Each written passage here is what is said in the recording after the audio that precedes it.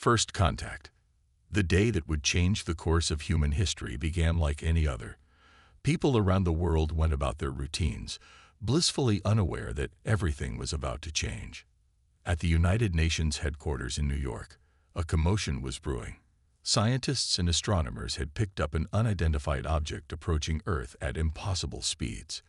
World leaders were being summoned to an emergency meeting. "What exactly are we dealing with here?" asked the Secretary General, his brow furrowed with concern as he addressed the assembled experts. Dr. Amira Singh, the lead astrophysicist, stepped forward. "We believe it's an extraterrestrial spacecraft," she said, her voice steady despite the magnitude of her revelation. "It will reach Earth's orbit within hours." A stunned silence filled the room, quickly broken by a cacophony of questions and exclamations. The Secretary General raised his hands, calling for order. "We must remain calm," he said. "This is a momentous occasion for humanity. We must approach it with a clear head and open minds." As if on cue, a chime sounded, indicating an incoming transmission. All eyes turned to the large screen at the front of the room as it flickered to life. The creature that appeared on the screen was unlike anything they had ever seen. It had grayish-blue skin, elongated limbs, and large, almond-shaped eyes that seemed to hold unfathomable depths of intelligence. When it spoke, its voice was melodic and strangely soothing, despite the alien nature of its appearance. "Greetings, people of Earth," it said. "We are the Zorlax. We come in peace, seeking friendship and alliance with your kind." The Secretary General stepped forward, his voice filled with cautious optimism. "On behalf of the people of Earth, I welcome you," he said. "We are honored by your presence and hopeful for a future of cooperation and understanding between our peoples." The Zorlak inclined its head. "We look forward to a new era of prosperity for both our worlds," it said. "We will be in touch to discuss the terms of our alliance." As the transmission ended, the room erupted into excited chatter. Could this really be happening? Had humanity finally made contact with an alien race? Little did they know, the Zorlak's intentions were far from benevolent. Behind their placid exterior and soothing words, a sinister plot was unfolding.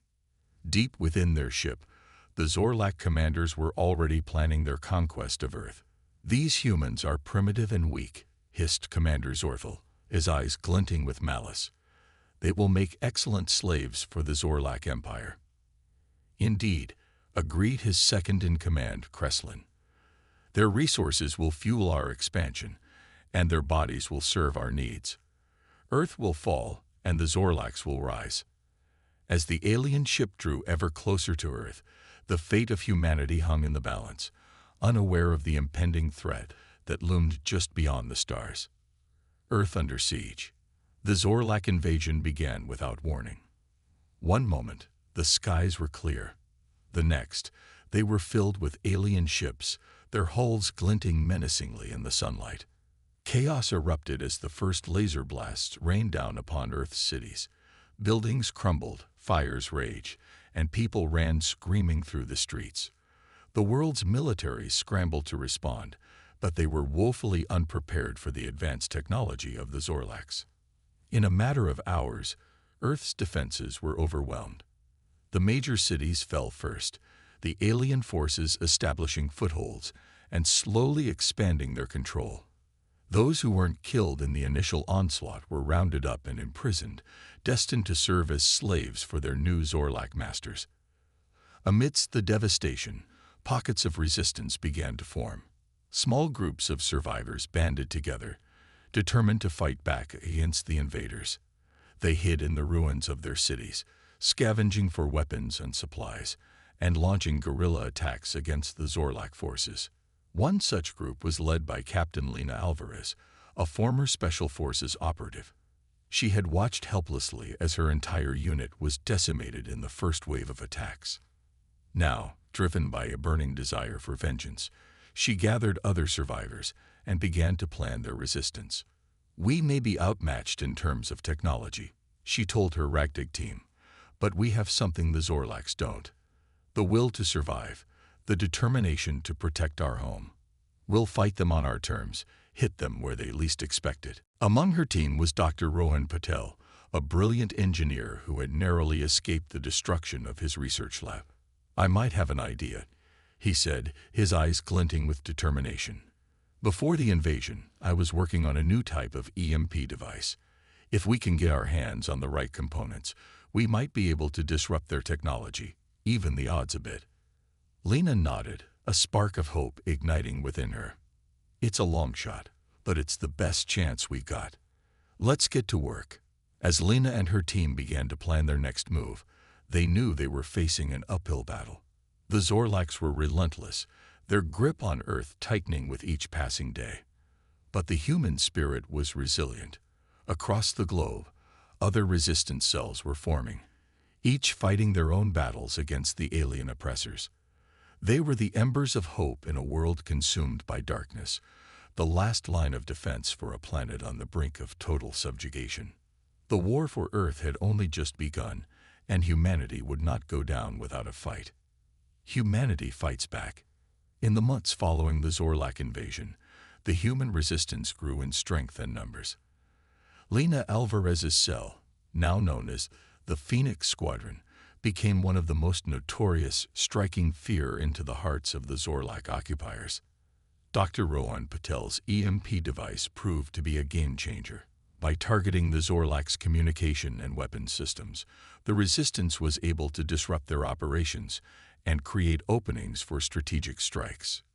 "We found a weakness," Lena announced to her team, a fierce grin on her face.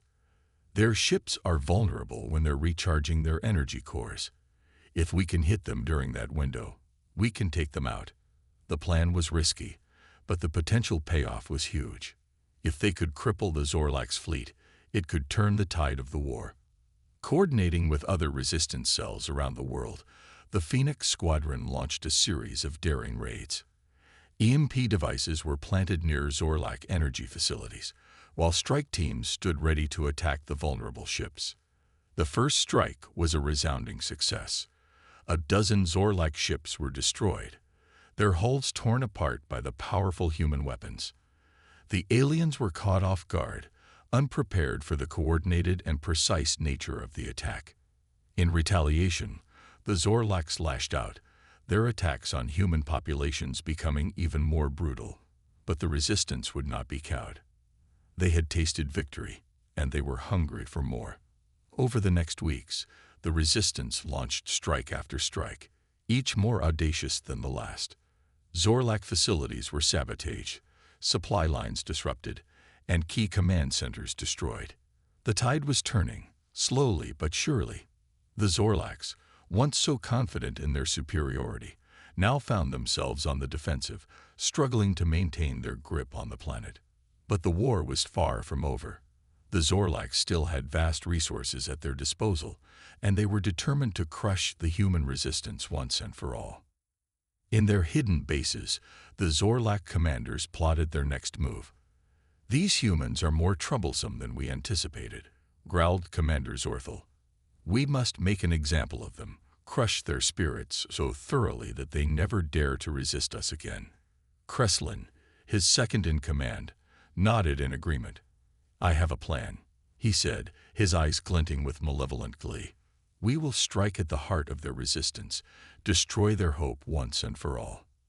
As the Zorlaks prepared their devastating counterattack, Lena Alvarez and her team received an unexpected communication. It was a message from Dr. Amira Singh, the astrophysicist who had first made contact with the Zorlaks. "Captain Alvarez," Dr. Singh said, her voice urgent, "we've been working on something, a project that could change everything. We call it Project Goliath. If you can get to us, we might just have a way to end this war once and for all." Project Goliath. Lena Alvarez and her team made their way to the secret location Dr. Singh had provided, a hidden research facility deep in the mountains. They were greeted by a team of scientists, their faces lined with exhaustion, but their eyes shining with a glimmer of hope. "Captain Alvarez," Dr. Singh said, stepping forward, "thank you for coming. What we're about to show you, it could change everything." She led them into the heart of the facility, to a large chamber filled with strange machinery. In the center, suspended in a glowing blue field, was a human figure, but one unlike any they had ever seen. The figure was enormous, easily 10 feet tall, with muscles that bulged beneath its skin. Its eyes were closed, as if in a deep sleep, but there was an aura of power around it, a sense of barely contained strength. "This is Project Goliath," Dr. Singh explained. "We've been working on it since before the invasion, a way to enhance human physiology to superhuman levels. Increased strength, speed, durability. We've achieved it all." Lena stared at the figure in awe. "You're saying this superhuman, could fight the Zorlax?" Dr. Singh nodded.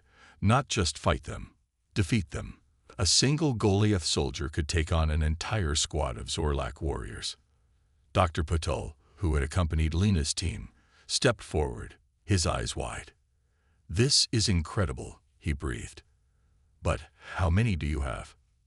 Dr. Singh's face fell. "Just one for now.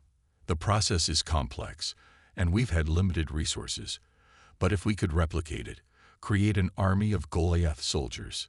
Lena's mind raced with the possibilities. An army of superhuman soldiers could turn the tide of the war, could finally give humanity the edge it needed to defeat the Zorlax. "What do you need from us?" she asked, her voice firm with resolve. Dr. Singh handed her a data drive. "This contains all our research, everything we need to create more Goliath soldiers. We need you to get it to the other resistance cells. Spread the word. With this, we can start building our army." As Lena took the drive, an alarm blared through the facility. Dr. Singh's face paled. "They've found us," she whispered. On the security monitors, they could see Zorlak ships descending, warrior drones pouring out and advancing on the facility. Lena gripped the data drive tightly. "We'll hold them off," she said. "Dr. Patel, get this data to the others. It's more important than any of us." Dr. Patel nodded, taking the drive and disappearing into the depths of the facility. Lena and her team took up defensive positions, ready to buy him the time he needed. As the Zorlak drones smashed through the outer defenses, the first Goliath soldier opened its eyes, the blue glow of the stasis field dissipating. It stepped forward, its massive form ready for battle. The war was about to enter a new phase, one where the tide could finally turn in favor of humanity. The Goliath soldiers were about to be unleashed. Giants unleashed. The first Goliath soldier stepped out of the research facility and into the chaos of battle. Zorlak drones swarmed around it, their laser blasts scorching the earth. But the Goliath soldier remained unfazed, its enhanced skin absorbing the energy with barely a mark. With a roar that shook the ground, the Goliath charged forward, its massive fists smashing through the Zorlak drones like they were made of paper. Laser blasts that would have cut down a normal human barely slowed it down as it tore through the alien ranks. Lena Alvarez and her team watched in awe as the Goliath soldier decimated the Zorlak forces. It moved with a speed and grace that belied its size, each blow delivered with devastating precision. "Incredible," Lena breathed. "If we had an army of these." "We will," came Dr. Singh's voice over the comms. Dr. Patel got through. "The data is being distributed to resistance cells worldwide. Project Goliath is a go." In the weeks that followed, more and more Goliath soldiers emerged from hidden facilities across the globe. They were a beacon of hope for the battered human resistance, a sign that the fight was not yet lost. Under the leadership of soldiers like Lena Alvarez, the Goliath troops led the charge against the Zorlak occupiers. They smashed through enemy lines, tore down fortifications, and liberated human prisoners by the thousands. The Zorlaks, once so confident in their superiority, found themselves in full retreat. Their advanced weapons were of little use against the might of the Goliath soldiers, who could shrug off blasts that would have vaporized a tank. In one pivotal battle, a squadron of Goliath soldiers, led by Lena herself, assaulted the Zorlak's main command ship. They tore through the ship's defenses, smashing their way to the bridge where the Zorlak commanders cowered in fear. "Surrender," Lena demanded, her voice amplified by her Goliath armor. "Leave our planet and never return." Commander Zorthel, his once proud bearing now reduced to a trembling mess, nodded frantically. "We surrender," he cried. "We'll leave, we'll leave." And leave they did. The Zorlak ships lifted off, fleeing the planet they had once sought to conquer. The human resistance had won. Earth was free. In the aftermath of the war, the Goliath soldiers were hailed as heroes. Monuments were erected in their honor, their names etched into history.